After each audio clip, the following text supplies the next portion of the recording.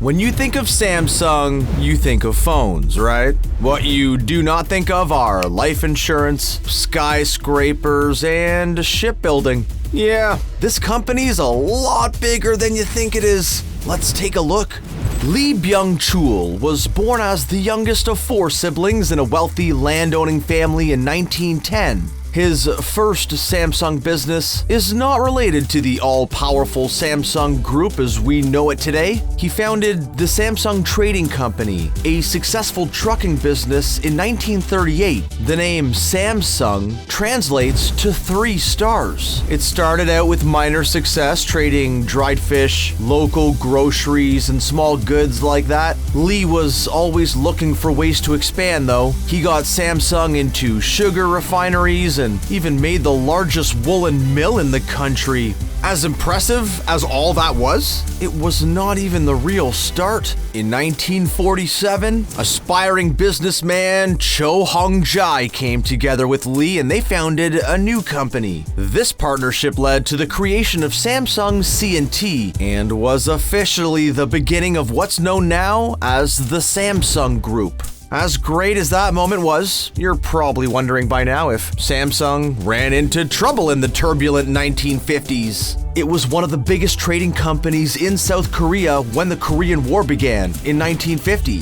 The company was naturally headquartered in Seoul, but had to be relocated when the North Korean army took the city. He then moved Samsung to Busan. Funnily enough, the Korean War ended up becoming very successful for him. The increased interest in South Korea by the US led to a massive increase in his international business. That massive increase led to a stunning amount of expansion into new areas. It was ready to become one of the biggest conglomerates of all time. Cho wouldn't stay long enough to see this kind of success though. He and Lee parted ways after a few years. The two continued to butt heads and Cho left. This caused the company to formally split into the Samsung Group and the Hyosung Group. Cho found massive success in the tire business of all things. He bought a failing tire shop and created the Hankook Tire Company, now the 7th largest tire company in the world. As impressive as that was, it has nothing on expansions into televisions, fighter jets, advertising, and cargo ships. And wait, did I just say fighter jets?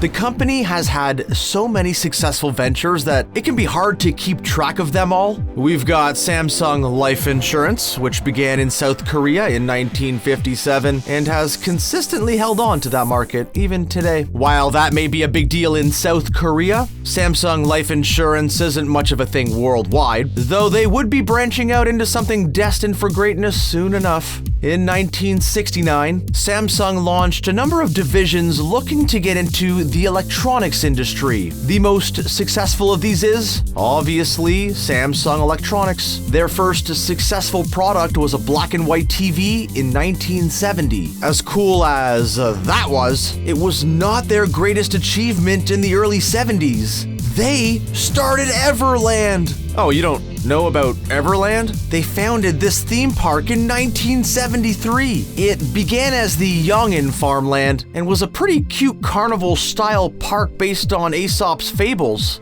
Isn't that awesome? What? No? Oh, okay, I'll go back to Samsung Electronics, but you'll be sorry when you see how cute Everland eventually became. By 1976, Samsung Electronics was selling little black and white TVs in well over 1 million households in exclusively South Korea. They were in high demand throughout the country, ensuring the company's continued success for decades. Throughout the 70s, Samsung Electronics continually expanded into home appliances, batteries, semiconductors, and many, many more products. They were not the only ones straight killing it in the 70s through the 80s though.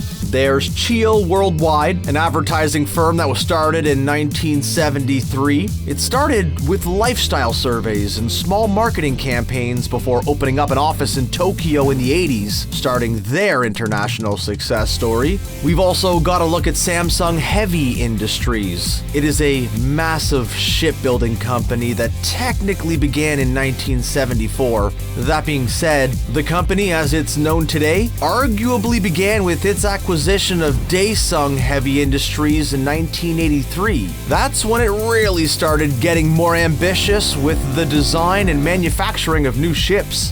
In 1977, the Samsung Group founded Samsung Precision, which was later renamed Samsung Techwin. They began with manufacturing cameras, jet engines, and artillery through the 80s. In 87, they changed their name to Samsung Aerospace Industries and began construction on helicopters and fighter jets. While this is not the business Samsung is most proudly associated with, military technology is always a moneymaker. Just like Tony Stark, though, Samsung would move out of the weapons business for good.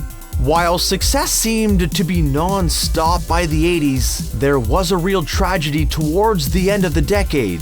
The end of Lee Byung-chul's life. In the end, Lee was considered much more successful than even Elon Musk by standards back in the day. He passed in 1987 as the richest man in Korea and chairman of the Federation of Korean Industries. Not only that, but that little shipping company has slowly grown into the biggest corporation Korea has ever seen. One that may have actually gotten too powerful and low-key taken over all of South Korea. Don't worry, we will get to that. And before this channel formally gets acquired by Samsung, don't forget to like and subscribe for more on the biggest corporations the world has to offer.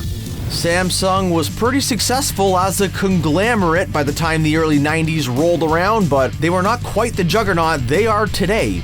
By the dawn of the millennium, they were a force to be reckoned with worldwide, largely due to the man behind Samsung Electronics and his Alexander the Great levels of ambition. In 1988, Samsung Electronics jumped into the other business they are mostly known for, cell phones, though it was pretty slow going for a long time. By the mid-90s, Motorola was owning the South Korean market. Executives at Samsung considered jumping out of the cell phone business altogether. What a terrible choice that would have been! The man who arguably created the Samsung Electronics as we know it today was Lee Kun-hee. He was the one who suggested that they dump many of their underselling products and totally revamp the company's image. Not only did he want to make Samsung into a juggernaut, he wanted to take aim at the king, Sony, in the 90s. Sony was the world's largest consumer electronics manufacturer. Lee Kun-hee wanted that crown and wanted it bad. His major strategy to achieve this goal was declaring 1996 as the year of design revolution. This year saw the company completely redesign its corporate structure and revitalize its product line, which up till then had been seen as the cheap alternative to bigger brand name electronics. Personally, I would say that 1996 was the start of the real Samsung Electronics. So how have all of these arms of the company ended up in the modern era?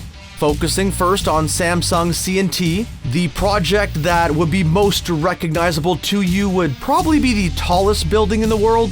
Yes, Samsung actually worked on the Burj Khalifa in Dubai, all 2,717 feet of it. Cheil Worldwide has become famous for its big-name international clients. It has since gone on to be heavily awarded for campaigns involving the likes of Coca-Cola, Lego, GM, GE, Microsoft, and Nestle. And of course, there's the most famous arm of the company, Samsung Electronics. Today, Samsung Electronics is considered to be one of the best global brands. It is now the second biggest tech company of all time. They are also the most successful supplier of televisions and cellular phones in the entire world. Their most recent phone, the Samsung Galaxy S22 Plus, was considered by many reviewers to be the best phone of 2022. You know, unless you're a die-hard Apple person. Samsung is pretty influential in South Korea, as you should expect by now from Samsung. That influence goes a lot further than you think it does. Evidently, the chairman of Samsung is considered to be more powerful than the actual president of South Korea. In fact, some have claimed that South Korea is effectively the Republic of Samsung. Next time I buy a Samsung TV, I'm gonna be kind of disappointed it also doesn't come with a tank, a storage container vessel, tickets to a theme park, and some life insurance.